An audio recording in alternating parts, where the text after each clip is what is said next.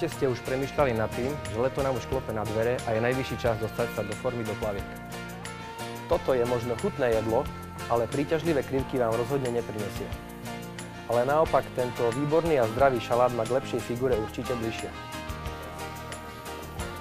Tak pre aké jedlo by ste sa rozhodli vy?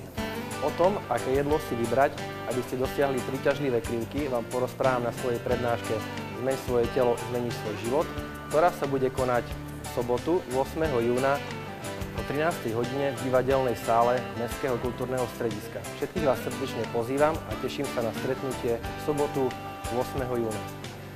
Vstup na prednášku je voľný, stačí, ak sa prihlásite na nižšie uvedenej adrese, na ktorej získate aj ďalšie informácie o mojej prednáške.